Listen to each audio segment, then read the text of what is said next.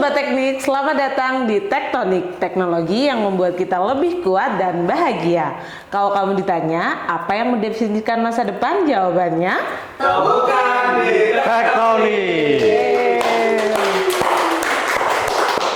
Ya, hari ini bersama saya Latifah, kita kedatangan tamu spesial, ya, seorang yang sering membantu mahasiswa. Mungkin teman-teman sudah nggak asing lagi, dan di balik meja kerjanya beliau adalah tim akademik dan kemahasiswaan di Fakultas Teknik. Nah, di balik meja kerjanya beliau memiliki sisi-sisi lain yang tentunya nggak kalah seru. Mari kita sambut bersama Mas Muhammad Zaini, atau yang lebih dikenal dengan Mas Leo. Selamat datang, Mas Leo. Selamat datang. Mungkin bisa disapa dulu teman-teman. Assalamualaikum warahmatullahi wabarakatuh. Saya lihat kamera yang mana yang ini. Oke, selamat datang di Tektonik. Saya boleh pantun? Boleh, silakan. Nanti kalau pantun jawabannya cakep gitu ya. Oke. Jalan-jalan ke Fakultas Teknik. Cakep. Jangan lupa mampir ke Tugu Tembaga. Cakep. Jangan lupa nonton podcast Tektonik. Cakep. Supaya kalian punya teknologi menjadi kuat dan bahagia. Yeay. Terima kasih. Oke, mungkin Mas Leo ya, saya manggilnya Mas Leo aja biar akrab ya.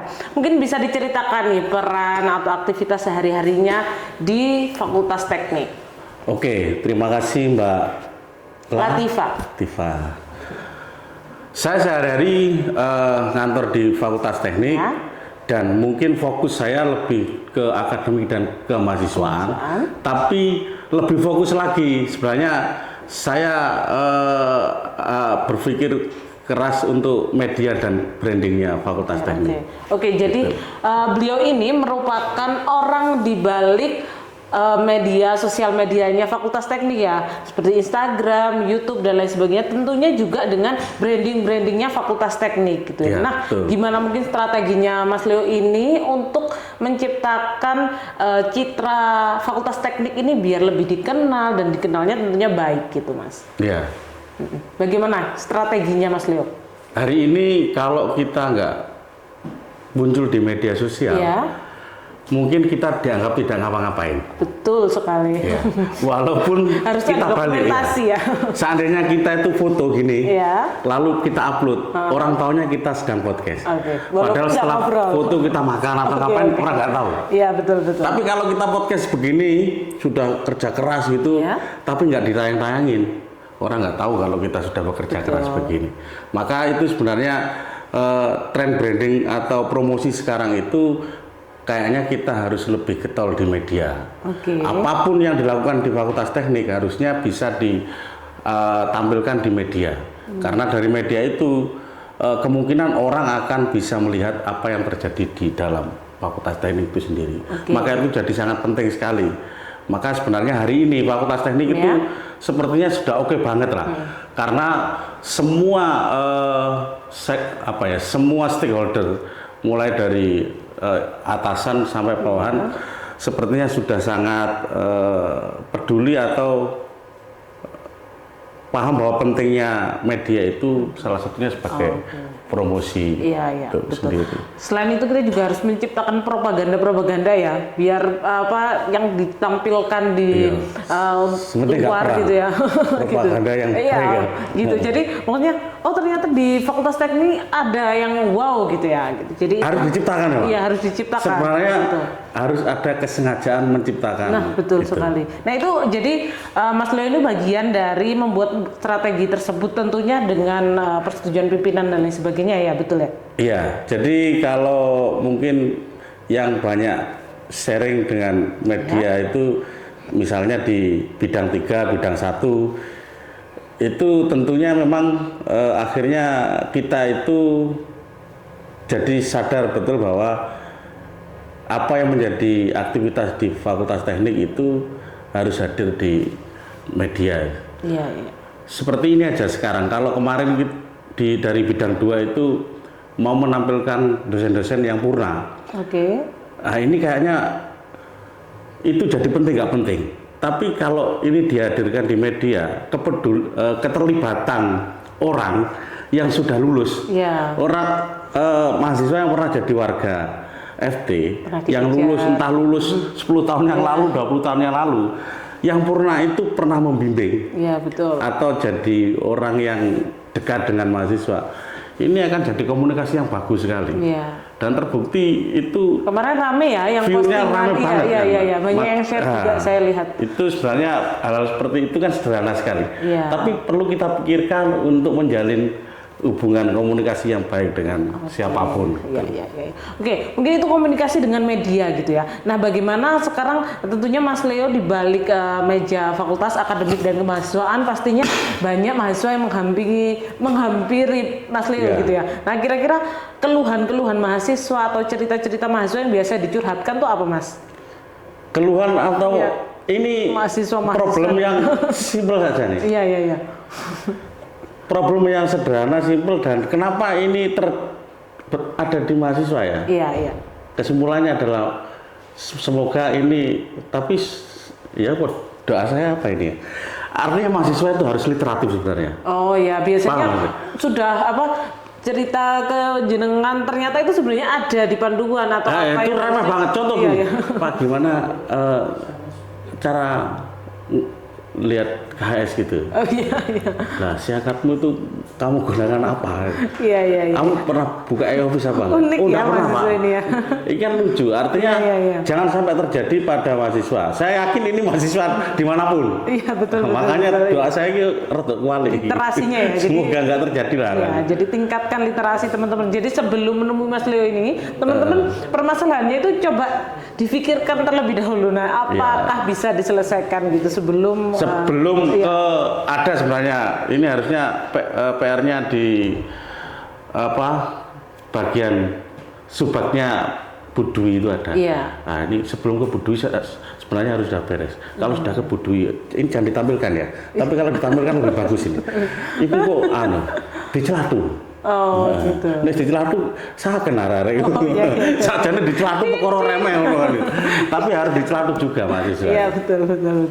Iya, memang mahasiswa itu seperti itu ya, unik-unik. Kadang ke dosennya padahal juga udah ada penjelasan yang rinci gitu ya. Yang saya mau kasih tahu problem yang kedua. Iya, boleh. Mahasiswa harusnya punya cara atau ada aturan-aturan dalam menggunakan bahasa yang formal. Oke. Ini problemnya mahasiswa. Saya kira banyak sekali mahasiswa yang mungkin Terlampau santai gitu. terlalu skena mungkin ya. Terlalu apa ya. Iya. Jadi kayaknya dia kurang bisa menempatkan ketika menggunakan bahasa yang baik dan bahasa sehari-hari yaitu. Iya. Nah, itu perhatikan ya. Jadi tetap dijaga kesopanannya gitu ya. Betul. Nah, kalau Mas Leo sendiri menghadapi mahasiswa ini biasanya gayanya seperti apa? Kalau prinsip saya, mahasiswa itu semua punya kelebihan masing-masing. Oke. Jadi kalau ada mahasiswa, contoh yang di fakultas itu sekarang kan ada mahasiswa yang di dalam tanda kutip itu harus ditertibkan gitu ya. Iya, betul. Sebenarnya dia cukup diberi job desk yang sesuai dengan passionnya, mungkin sudah tertib sendiri. Tapi kadang ya nggak tahu kalau perspektif orang itu berbeda. Orang lain mungkin masih menuntut harus perfect gitu. Bagi saya perfect nggak harus langsung perfect seluruhnya, perlu bertahap proses lah. Yang penting dia punya tempat ruang yang strategis gitu aja. Jadi Mas Leo ini misalnya ada teman-teman mahasiswa mengeluh, curhat dan lain sebagainya, tetap harus merespon dengan baik gitu ya kepada teman-teman ini. Mungkin Gitu. harusnya semua civitas akademik betul. itu menghadapi problem itu harus dengan sudut pandang yang atau harus pakai paham positivisme. Positif lah, artinya betul. jangan negatif thinking dulu. Iya.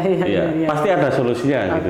Oke. Jadi pasti ada solusinya gitu ya dari permasalahan-permasalahan mahasiswa, akademik dan lain sebagainya gitu ya. Tentunya di kampus, di Fakultas Teknik ini juga banyak gitu ya mahasiswa. Jadi kalau teman-teman misalkan merasa bingung gitu ya, bisa langsung menghubungi Mas Leo dan juga Teknik di fakultas lainnya. Iya. Betul. Tapi jangan minta uang kan.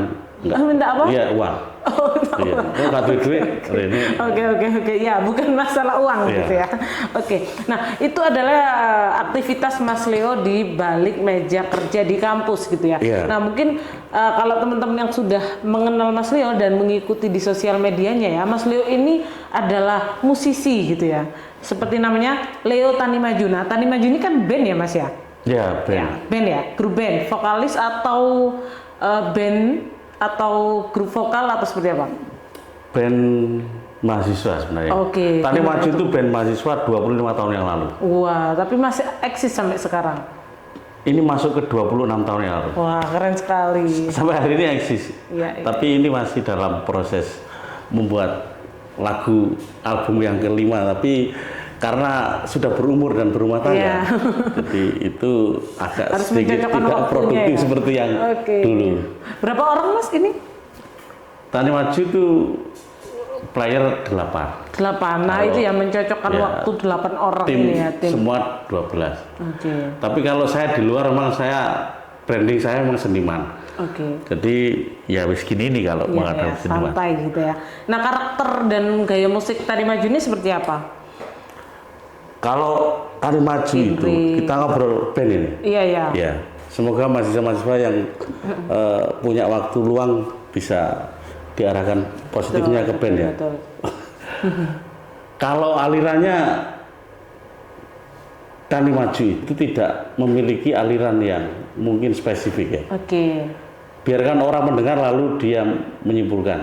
Akhirnya ada muncul aliran progresif farmer atau aliran Tani Maju sudah. Oh, aliran Tani Iya, Maju itu. alirannya ya Tani Maju. Kalau orang sekarang hari ini Iya. mendengar musik yang sama seperti Tani Maju, Iya. dia pasti bilang kayak Tani Maju. Oh gitu, oke. Jadi memang itu diciptakan, makanya Iya. 26 tahun itu menciptakan gaya musik sendiri Iya. gitu ya. Kenapa tercipta begitu? Karena kita punya basic yang berbeda-beda, cuman tidak diarahkan ke satu basic aliran yang ditentukan. Ya sudah sama-sama diboyong bareng, jadinya apa gitu. Oke.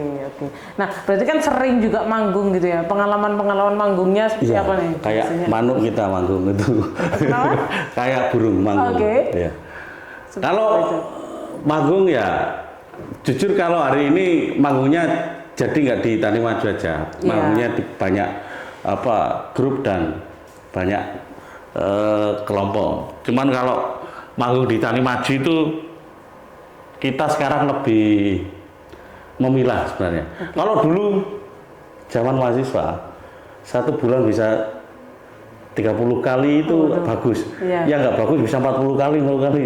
Tapi sekarang karena sudah berumur dan sudah berkeluarga juga. bapak-bapak ini yang paling berkualitas di antara orang yang mau ngejob gitu ya. Ya. Dipilih satu aja. Oh gitu. Atau kalau nggak lebih dari satu ya weekend 1 kali gitu aja. Oke. Ini semua musiknya, lirik dan juga produksi itu komposisi sendiri gitu. Produksi sendiri atau seperti apa? Tim dengan tim Iya. itu. Oke. Kenapa bisa begitu? Bagaimana Iki ceritanya? aku sing takut. Kenapa bisa begitu? Saya kasih tahu Iya. Mbak Latifah, Tani Maju itu dari berdiri sampai hari ini tidak pernah menyanyikan lagu orang lain. Oke, jadi Karena- aman ya dengan apa yang sekarang lagi rame. Ya, jangan seneng dulu. Hak cipta itu. Oh aman kalau Lah soal ya itu. aman. Dari Karena hak cipta. Tani Maju nggak bisa menyanyikan lagu orang lain. Oh, oke. Kenapa itu, Mas? Gak bisa soal. Oke. Nggak percaya kan ya? Iya. kok Kita bisa? ini berarti kita ini sebenarnya seniman. Seniman Oke. itu gini, basicnya teman-teman itu pelukis, orang pertunjukan, Oke. orang tari, orang musiknya sebenarnya nggak ada. Oh, iya. Paham maksudnya? Jadi nggak benar-benar yang bisa musik. Jadi Tapi pertunjukan belajarnya kita ini- paham. Belajar musiknya itu jadi otodidak. Iya. Oke. Kalau otodidak kan bawakan lagu orang lain kan jadi Iya, salah-salah. betul. Oke. Kalau lagu sendiri kan Daripada enggak. salah ya. Daripada Iya, salah. Jadi Bener. menciptakan musiknya sendiri. Iya. Oke, jadi Orang nggak tahu itu. Betul. Jadi misalnya nggak ada dibandingkan dengan yang lain gitu ya, dengan penyanyi aslinya Iya. dan lain sebagainya. Ya, ini musiknya Tani Maju gitu ya. Betul. Oke. Jadi kalau misalkan mahasiswa nih ya, mahasiswa kan sibuk kuliah, aktivitas keseharian kemahasiswaan dan lain sebagainya itu mungkin butuh killing time gitu ya dengan belajar musik dan lain sebagainya atau seni-seni yang lainnya yang teman-teman minati gitu. Gimana caranya mahasiswa ini untuk memvalidasi dirinya bahwa nggak apa-apa kok walaupun saya anak teknik itu bisa juga bergerak di seni untuk sekedar hobi atau bahkan mungkin untuk drummer kita tuh yang lain anak gitu ya. teknik sipil. Oke, drummernya anak teknik sipil gitu ya. Oke. Itu berarti baru atau dulunya memang dari dulu itu? Sudah sejak 20 tahun yang lalu. Oh, oke. Tapi tidak dari 26 tahun yang lalu, tapi dari tahun 2025 kalau nggak salah. 2005. Oke, 2020 tahun yang lalu. Jadi, memang sempat ada pertambahan tim gitu. Oke. Jadi kalau misalkan mahasiswa yang punya minat-minat seperti ini, mungkin tipsnya dari Mas Leo gimana mengembangkannya biar agak maju lah atau mungkin bisa mendatangkan profit juga. Kalau prinsip saya mumpung jadi mahasiswa. Iya. Jadi jangan keliru. Mumpung kamu jadi mahasiswa, banyaklah melakukan banyak hal. Jangan membatasi. Karena kamu mahasiswa. Kamu belum menjadi apa-apa, baru menjadi mahasiswa. Kalau sudah Bapak Ibu dosenmu itu ngajar aja, itu sudah cukup mungkin. Karena sudah menjadi banyak di luar itu. Jadi bapak-bapak. Jadi RT. Wah, kayak tanggungan. Kalau kamu sekarang baru jadi mahasiswa, kreatiflah. Jangan membatasi. Selama kamu punya waktu luang 1 jam 2 jam, sikat itu berarti lakukan yang positif itu. Jangan mager maksudnya. Iya, jadi coba segala hal, hal-hal yang baru. Karena kan mahasiswa ini tenaganya masih bagus, waktunya masih banyak gitu ya. Betul. Jadi itu pesan dari Mas Leo, coba segala hal yang memungkinkan dan tentunya yang positif. Mumpung jadi mahasiswa. Oke. Nah, selain musik ya, tadi kan musik, kegiatan di kampus, kemudian musik, kemudian Mas Leo ini juga aktor teman-teman ya. Jadi Mas Leo ini terjun ke dunia perfilman ini sejak kapan Mas Leo? Sebenarnya kalau film saya mulai itu dari dokumenter itu sejak 2008 sorry. 2008 waktu ada program Metro TV sebenarnya. Tapi masih di basicnya dokumenter. Jadi saya dulu pernah dibiayai Metro TV untuk menceritakan kehidupan saya.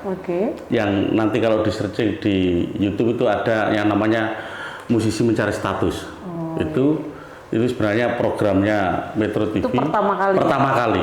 Sebenarnya tadinya saya mau jadi periset sama sutradara sebenarnya. Cuman karena produsernya itu ngotot yang diriset itu Tani Maju. Ya sudah, kamu juga Tani Maju, kamu kan juga playernya dan lengkap kisahnya di kamu. Ngapain harus nanti? Disitulah saya akhirnya masuk ke film. Tapi sebenarnya basic saya kan memang pertunjukan. Basic pendidikan dan semuanya dipertunjukan memang. Cuman akhirnya 2008 itu saya kembali ke pertunjukan. Tapi karena ada COVID, semua dibatasi. Maka saya bukan bergeser, tapi saya kembali lagi ke film. Karena panggung semuanya dibatasi, ya sudahlah saya masuk. Bahkan saya masuk ke jadi konten kreator itu ya di pandemi itu. Saya pernah yang riset di TikTok saya itu kan sampai penontonnya tembus 6.500.000 itu ya. Itu riset, saya nggak percaya kalau konten bagus itu nggak FYP. Maka saya ulang-ulang itu sebenarnya. Apa ya? Konsisten bikin video terus ya? Video satu saya ulang. Saya ulang itu saya cari view-nya yang tepat apa. Kenapa konten ini nggak menarik bagi orang? Mungkin waktunya nggak tepat. Saya itu nggak turunkan lagi. Iklan gitu enggak? Yang upload aja, Saya turunkan lagi, saya naikkan lagi dengan pas tepatnya di waktu momen mau hari raya. Pakai caption yang tepat, pakai timing yang tepat, tembuslah 6.500.000 itu. Padahal tadinya orang nonton 100-200 saja susah itu. Itu baru itu FYP se-Indonesia. Itu film atau apa yang? Itu film sebenarnya yang saya potong untuk itu. Jadi film yang menceritakan pandemi juga sebenarnya. Film yang programnya Kominfo kalau nggak salah. Oke. Nah mungkin saya juga sempat riset gitu ya, film-filmnya Mas Leo ini ada Secangkir Gula Pahit, Marbut, Biodo, Es Teh Hangat, Kepaten Obor, KTTT. Nah ini dangdut movie. Nah kira-kira menurut Mas Leo ini yang Mas Leo banget tuh yang mana? Atau yang pecah lah filmnya itu?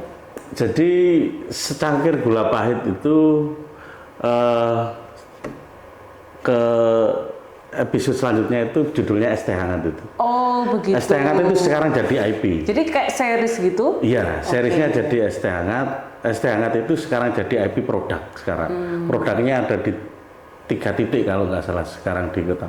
Itu produk turunannya ya Es Teh Hangat itu. Oke, jadinya dijual itu ya produknya ya? Sebenarnya kita mau buat IP, tapi lewat film. Lewat film. Oh gitu. Jadi film awalnya, itu harus epic banget. Menurut saya yang paling epic film itu Es Teh Hangat. Ya, Tapi yang ada yang film yang secara kualitas oke banget itu sebenarnya ada di Kepaten Obor itu.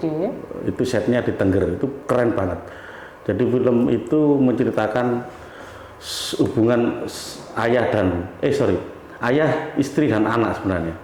Kenapa anak ini bisa terpisah lalu kembali lagi karena ada budaya yang beda Tengger dan Jakarta sebenarnya.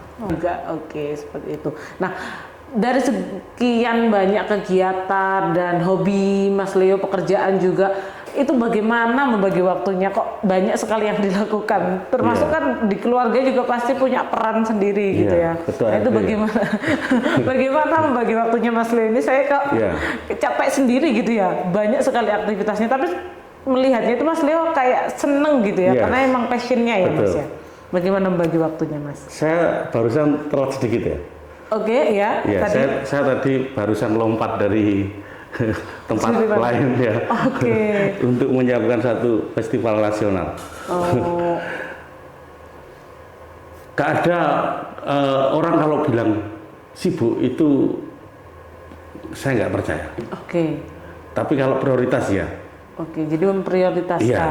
Jadi apa yang kita lakukan itu harus jadi prioritas kita. Kalau saya dimintai tolong Bu Latifah, saya bilangnya, waduh Bu saya sibuk. Itu sudah harus bukan prioritas gitu ya. Itu fix itu sudah. Tapi kalau waduh, iya Bu, saya usahakan. Itu berarti prioritas saya. Karena semua hal yang diprioritaskan itu pasti punya tempat, punya waktu lah. Mau satu hari itu ada 10 titik yang ditemui, kalau jadi prioritas itu kemungkinannya oke semua lah. Tapi kalau enggak ya. Jadi memprioritaskan, dan prioritas itu juga mungkin berubah ya Mas ya? Iya, fleksibel, dinamis lah. Iya betul. Jadi kalau saya punya banyak aktivitas, maka itu semua harus jadi prioritas saya. Cuman saya juga setuju kalau prioritas itu fleksibel. Contoh hari ini dengan minggu lalu itu fix. Memang ada prioritas yang tidak sama dengan minggu lalu. Betul. Oke, mungkin terakhir nih Mas, pesan untuk mahasiswa. Jangan terakhir, ini kita sampai besok aja. Mau sampai besok boleh. Ini pesannya yang banyak untuk mahasiswa agar bisa produktif, kemudian nggak takut mencoba banyak hal, itu pesannya seperti apa? Terima kasih. Pesan saya kepada mahasiswa hari ini, mungkin kalian lebih mudah untuk melakukan semua hal karena teknologi ataupun banyak hal kemudahan-kemudahan yang kamu dapatkan. Cuman kamu harus tahu kelemahannya, bahwa semua yang memudahkan itu membuat kamu jadi tidak kuat. Seperti teknologi ini ya. Nah, ini pasti. Jadilah orang yang kuat dan bahagia itu ya.